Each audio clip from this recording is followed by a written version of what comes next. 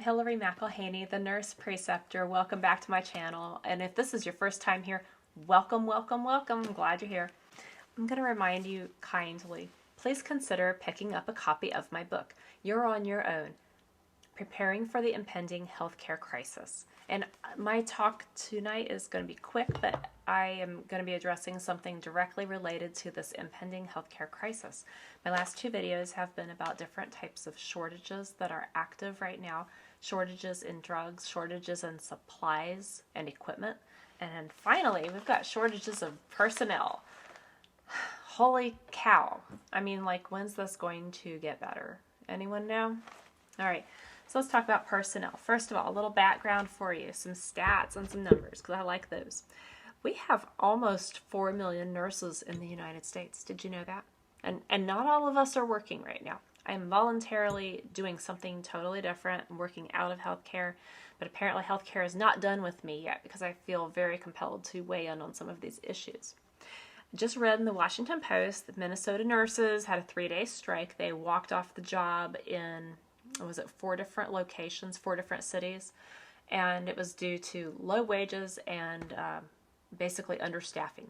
Terrible conditions, and they're not making what they're worth. We never did. So that's nothing new.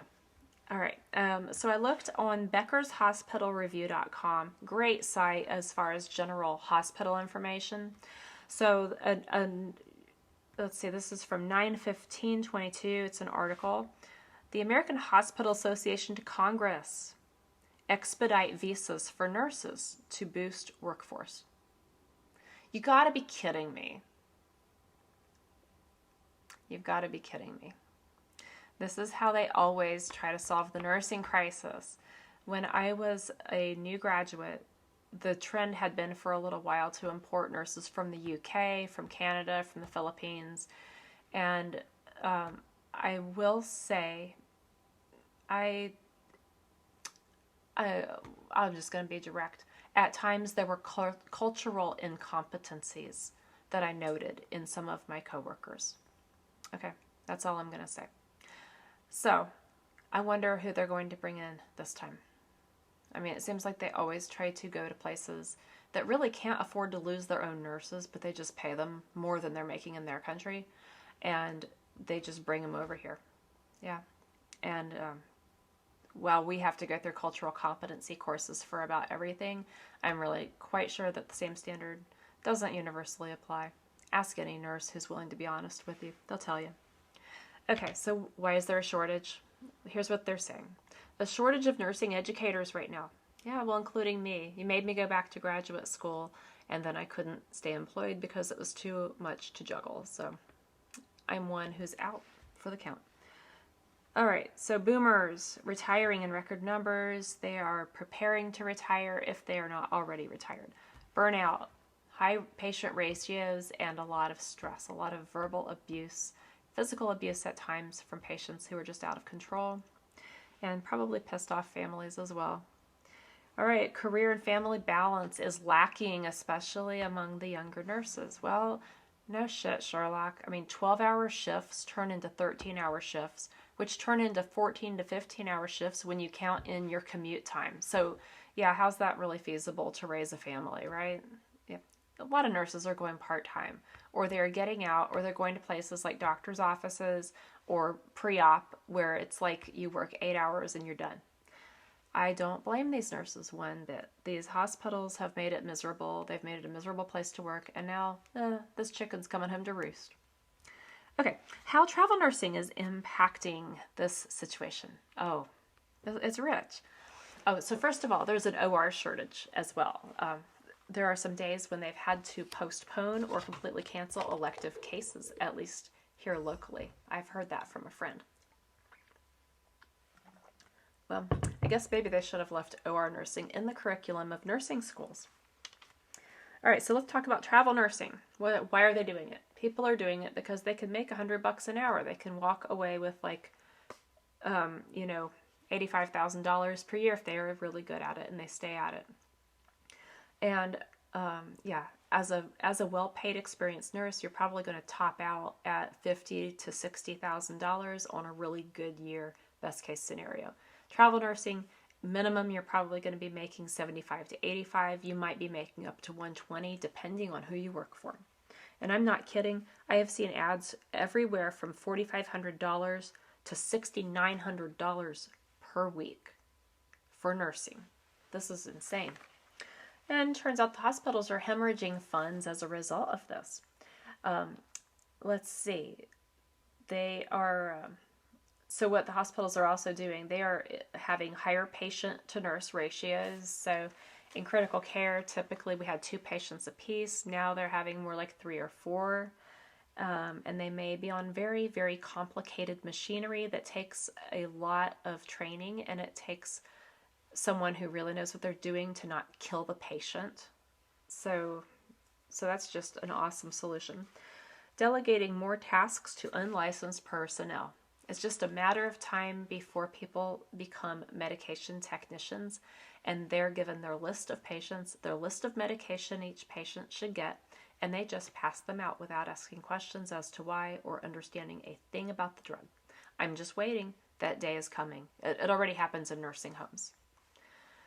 So this was fascinating. I found a really good article from abc1.com out of Durham, North Carolina. The ED wait times cited in this article were up to 7 to 10 hours in the emergency department at Duke University Regional Hospital. Holy cow. Oh my gosh. Okay, they're saying, yeah, we're short-staffed, and there are serious delays in moving patients upstairs to assigned beds. People sometimes are spending 3 to 4 days in the emergency department, and this is across several different hospitals in North Carolina. Wow, that is really rich. Can you even imagine? Can you even imagine? You don't have your own bathroom when you're in the ED. Best case scenario, you get a bedside commode. No, I think I'll stay home instead. This is where we are. We are at a point where we have shortages of drugs, shortages of equipment, and shortage of enough people to use the equipment and give you the medications. Do you feel right now like it's a really good idea to empower yourself to take care of your own healthcare needs? I really hope so. I encourage you again, get a copy of my book.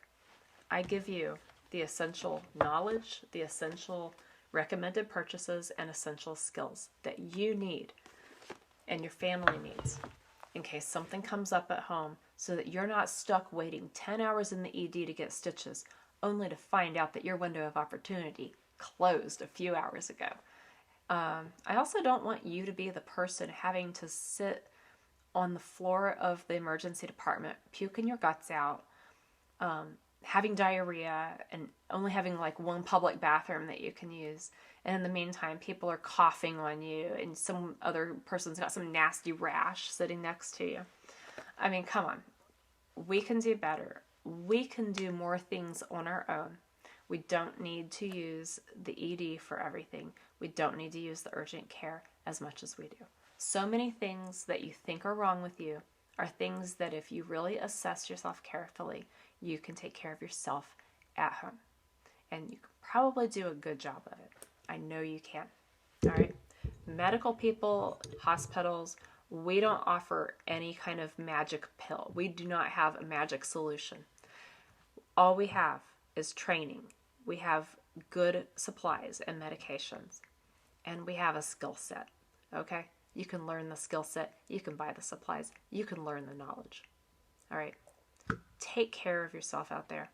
Please purchase my book. If you don't purchase my book, purchase another book that tells you how to do the hands-on stuff that people come into the hospital for.